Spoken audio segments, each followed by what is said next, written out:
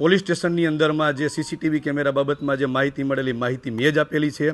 માહિતી મેં આપેલી એનું કારણ છે કે ગયા વર્ષે મે મહિનાની અંદરમાં મારી ઉપર ગુનો દાખલ કરવામાં આવ્યો હતો ખોટો આ જયરાજસિંહ અને મળતિયાઓ દ્વારા, અને જે કેસ જ બનતો નથી એવો ખોટી રીતે અશ્લીલતા ફેલાવવાનો કોઈ વિડીયો નહોતો, મારી ઉપર કોઈ પુરાવા નથી. 1 વર્ષને અંતે ચાર્જશીટ કર્યું છે.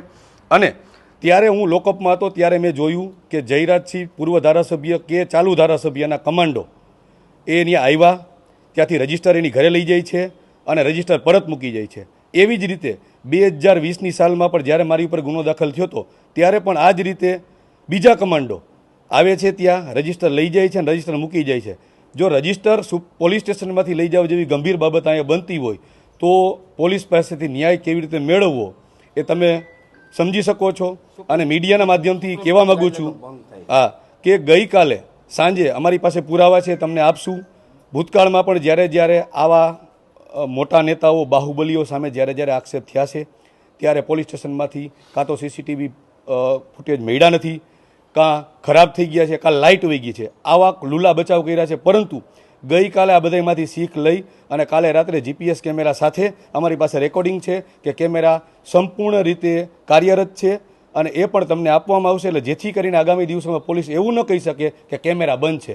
અને દર સોમવારે જે આ કેસના 3 આરોપીઓ છે એમાંના 2 આરોપીઓ રેગ્યુલર હાજરી પુરાવે છે અને એક જ બાહુબલી દાદાગીરીવાળા વ્યક્તિના માટે રજિસ્ટર ગુજરાતમાં પણ નહીં, ભારતમાં પણ કેવું નહીં બનતું, રજિસ્ટર એની ઘરે જાય છે અને પોલીસ મૂક પ્રેક્ષક બની અને એને જોઈ રહી છે. અને અમારા જેવા નાના માણસ ઉપર જો કોઈ પણ રીતે આની સામે આ થાય, આંદોલન કરે કે આની સામે બોલે તો અમને ખોટા કેસમાં ફિટ કરી દે.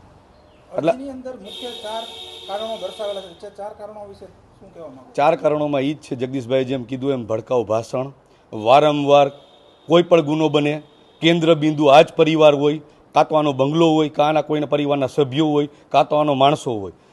અને બીજી મહત્ત્વની વાત એ છે કે સુપ્રીમ કોર્ટની ગાઈડલાઇનમાં જે હાજરી પુરાવા ઉપરાંત એક ક્લિયર એક શરત મૂકેલી છે કે આ આરોપીએ ગોંડલ શહેર છોડતા પહેલાં કન્સર્ન એટલે કે નજીકના પોલીસ સ્ટેશનમાં એને પોતાનો યાત્રા પ્રવાસ ક્યાં જવું છે, કેટલી વાર જવું છે અને ક્યારે પરત આવવું છે એની તમામ માહિતી આપવાની છે. હું તમને ખાતરી સાથે કહી દઉં કે કોઈ રેકોર્ડ ઉપલબ્ધ હશે નહીં, કારણ કે હમણાં સ્થાનિક સ્વરાજની ચૂંટણીમાં આ વ્યક્તિએ દરેક જગ્યાએ સભા કરેલી છે. તમે અત્યારે પોલીસ સ્ટેશને જઈને ચેક કરો, ક્યાંય પણ આવો રેકોર્ડ ઉપલબ્ધ હશે નહીં. એટલે જો નામદાર સુપ્રીમ કોર્ટ એટલે કે દેશનું સર્વોચ્ચ અદાલત કહેવાય, જ્યાંથી લોકોને ન્યાયની અપેક્ષા હોય, એના નિયમને ઘોડીને પી જતા હોય તો નીચેની પરિસ્થિતિ શું હોય એ તમે સમજી શકો છો. આ જ પ્રકારની તમામ અપડેટ જોવા માટે ન્યૂઝરૂમ ગુજરાતને લાઇક, શેર અને સબસ્ક્રાઇબ કરવાનું ભૂલતા નહીં.